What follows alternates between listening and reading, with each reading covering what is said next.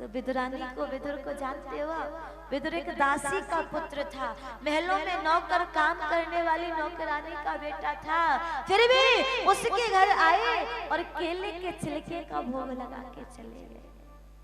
परीक्षित तो बोले गुरुदेव कुछ समझ में नहीं आई बात, जरा थोड़ा विस्तार से बताओ ना, किस प्रकार वो आए, किस प्रकार भूख लगी, किस प्रकार केले के छिलके, विस्तार से बताओ। सुखदेव जी बोले राजा, हस्तिनापुर में कौरव और पांडवों के बीच में युद्ध के लिए बहस चल रही है, राज्य के लिए बहस चल रही है। मैं राजा बनूं, मैं राजा बनूं। द्वारकाधीश प्रभु शांति दूत बन के आए। बीच वाले को शांति दूत कहा जाता है, जो लड़ाई झगड़े को शांत करे, वो शांति दूत। विदुर जी पहले महामंत्री राजमंत्री थे, छोड़कर मंत्री पद को और जंगल में चले गए। क्यों? क्योंकि जिसके पास पैसा और पद होता है फिर वो प्रभु की याद नहीं कर पाता है। छोड़ दिया पद, चले गए जंगल में और भजन करने लगे। विदुरानी और विदुर को सूचना मिली, बोले मेरे प्रभु आ रहे हैं। हस्तिनापुर को दुल्हन की तरह सजाया गया, सुंदर सुंदर सजावट, रंगोलियां, फूल माला, आरती के थाल सजाए गए। ओह बड़ी सी स्टेज, बड़ी सी मंच बनी है। विदुर जी बोले विदुरानी से, देवी वो आ रहा है, आप और हम चले दर्शन करने।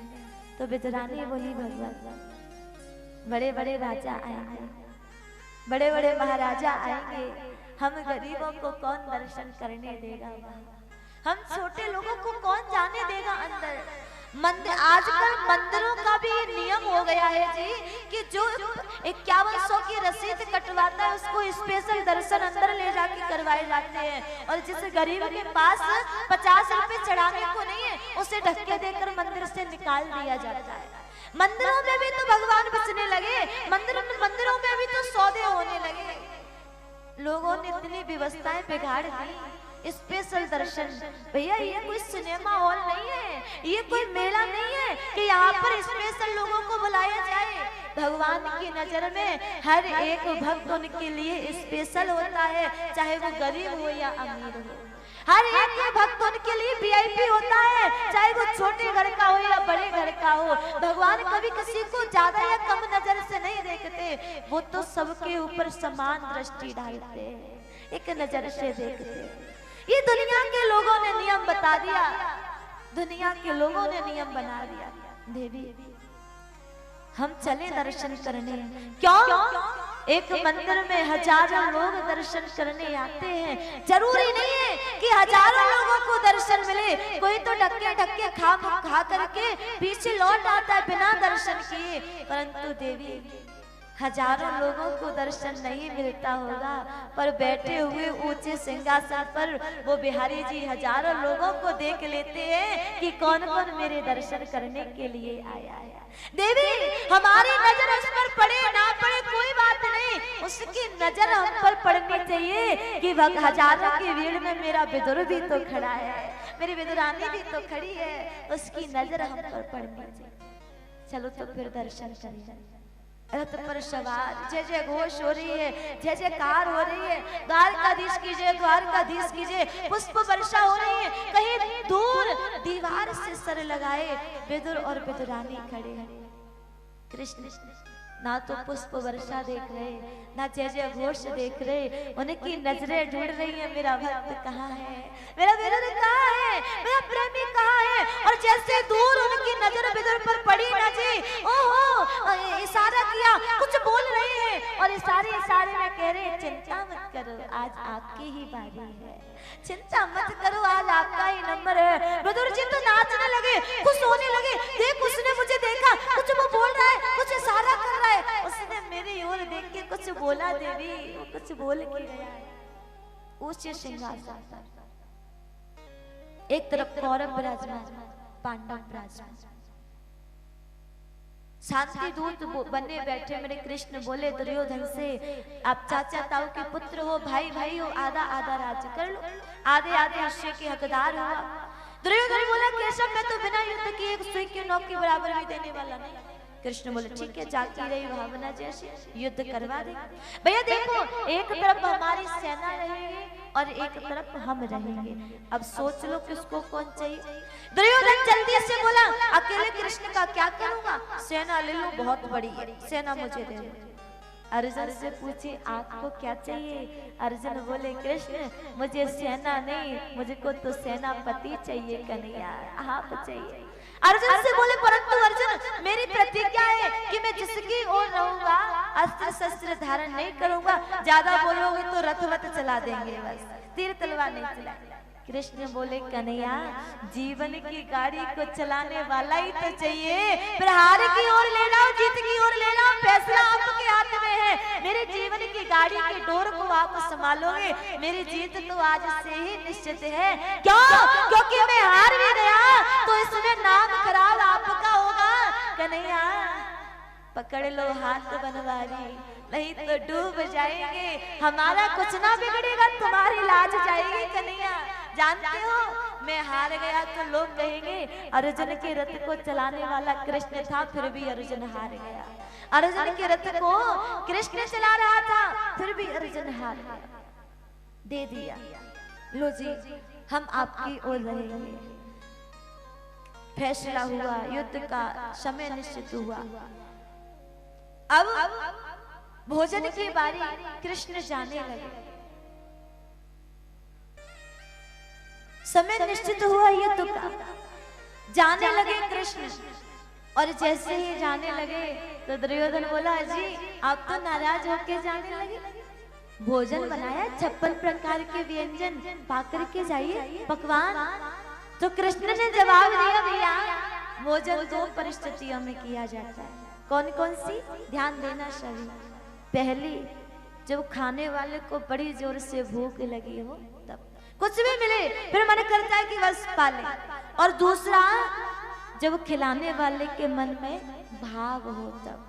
अब यहाँ ना तो हमें भूख ना आपके अंदर भाव, वैसे ही आए तो आप हम आपके यहाँ भोजन कर ही नहीं सकते, आए तो हम आपका भोजन पा ही नहीं सकते। क्यों? क्योंकि आज का निमंत्रण तो मेरा विदुर काका के घर है, उस सामने विदुर जी बैठे, मैंने कब न्योता दिया। कृष्ण बोले जाकर के तैयारी करो, हम आने वाले हैं। विदुर जी की तो खुशी का ठिकाना नहीं, उठे दौड़े भागे तुरंत अपनी कुटिया में पहुंचे। देवी देवी देवी उसने बड़े बड़े राजाओं के बीच में मेरा नाम लिया, बड़े बड़े मंत्रियों के बीच में मेरा नाम लिया, और उसने मुझे काका कह के संबोधित किया। देवी काका, जगत के स्वामी ने कहा कि विदुर काका के घर में निमंत्रण पाने जाऊंगा, उसके स्वागत की तैयारी करो, वो बस आने वाला है। सुंदर गोबर का चौका लगाओ, अपने कुटिया को सजाओ, स्नान करो, मैं बाजार जाऊं, मेवा मिठाई ले आऊं, माखन मिश्री ले आऊं, उससे बड़ा पसंद है। थैला उठाए और बाजार के लिए दौड़े।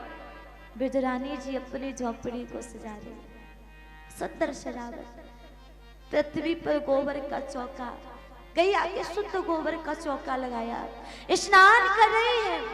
उतनी ही देर में आवाज आई, अरे काकी द्वार खोलो। उन भाव भरे प्रेम भरे शब्द जैसे काकी के कर्णों में कानों में पहुंचे न जी, सुध बुध भूल गई विदुरानी, और जिस अवस्था में है आकर के द्वार खोल दिया। मेरे भक्त वत्सल भगवान ने अपनी पीली पीतांबरी उड़ा करके लाज बचाई। अरे अंदर एक हाथ में कृष्ण का हाथ और एक हाथ में टूटी सी चौकी पकड़ी है, पटाख। आंगन में कहाँ बैठाऊं? ये सही नहीं, यहाँ ये भी अच्छा नहीं है, ये तो अच्छा ही नहीं। कहाँ बैठाऊं मेरे प्रभु को? कहाँ स्थान दो इनके लिए? कहाँ विराजित करूं? दौड़ी गई, एक कोने में जाकर के चौकी डाली, उल्टी चौकी, और हाथ जोड़ के निवेदन कर रही है, भगवान आसन ग्रहण कर, विराजित। महाराज भक्त भगवान के प्रेम में डूबा है और भगवान भक्त के प्रेम में डूबे हैं, परस्पर एक दूसरे के प्रेम में गोता लगा रहे हैं। और उस भाव भरे समुद्र में मेरे प्रभु इतने डूबे, उनको नहीं पता चौकी उल्टी है या सीधी है, बस जाकर के विराजित हो गए। और सामने काकी बैठी, एक नजर से कोई एक दूसरे से बोल नहीं रहा।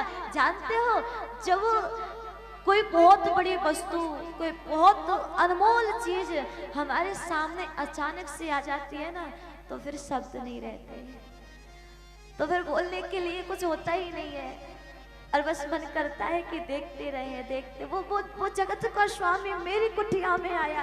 कोई साधारण सा मंत्री भी घर आ जाता है तो लोग खुशी के मारे पागल हो जाते हैं। सोचिए जरा विदुरानी की क्या दशा हुई होगी। वो जगत का स्वामी, जगत का राजा सामने बैठा, एक नजर, मानो नजरों ही नजरों में बातें हो रही है। बताएं आपको, दुनिया से बात करने के लिए फोन की आवश्यकता होती है, परंतु मेरे ठाकुर से बात करने के लिए मौन की आवश्यकता होती है। कुछ बोलने की जरूरत नहीं है, वो आपके अंदर बैठा बैठा सब सुन रहा है, अंदर की आवाज को सुन रहा है। और एक बात और, दुनिया से फोन पर बात करोगे तो बिल देना पड़ता है, परंतु ठाकुर जी से बात करने के लिए अपना दिल देना पड़ता है।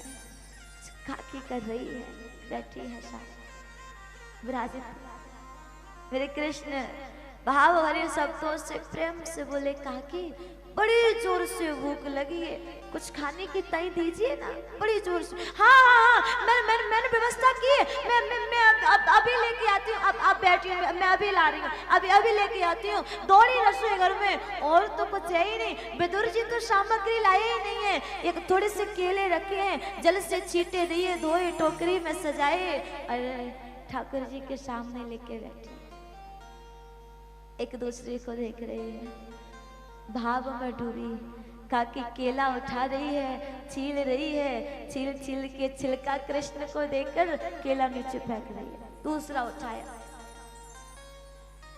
पूछ रही कैसा है? कृष्ण बोले बहुत मीठा है। और दो ना, बड़ा प्यारा है कन्हैया। कन्हैया बोले काकी बड़ा मीठा है, और दो ना। हाँ, मैं भी दे रही हूँ, अभी और छीला, नीचे केला और छिलका ले रही। एक को मुंह में लगाए बैठे, एक हाथ पे लेके बैठे। उतनी देर में छिल के ढेर कर दिया। काका आए, विदुरानी द्वार खोलो, आके अरे सामग्री लो, पकवान बनाओ, वो आने वाला, बस आने वाला है। विदुरानी बोली वो तो आ गए जी, अंदर विराजित है। और जैसे ही आके देखा ना, वो जगत का स्वामी, वो जगदाधार एक हाथ में लेकर और एक छिलका मुख में लगाए बैठा है। अरे देवी, ये तूने क्या किया? जगत का स्वामी पहली बार कृपा करके मेरे द्वार आया, मेरी कुटिया में आया, और तूने उसके स्वागत में छिलके आए, महंगी वाली मिठाई फेंक लेकर के छिलका फेंक दिया और मिठाई लेकर के दे, आपके लिए लाया, बड़ी दूर से लाया, बड़ी महंगी है कहीं, आपके लिए लाया। जानते हो, प्रभु श्री कृष्ण ने थोड़ी सी मिठाई मुख से लगाई और टेढ़ा मुंह करके बोले, काका आपकी इस महंगी वाली मिठाई में वो स्वाद नहीं है जो काकी के छिलकों में आ रहा था।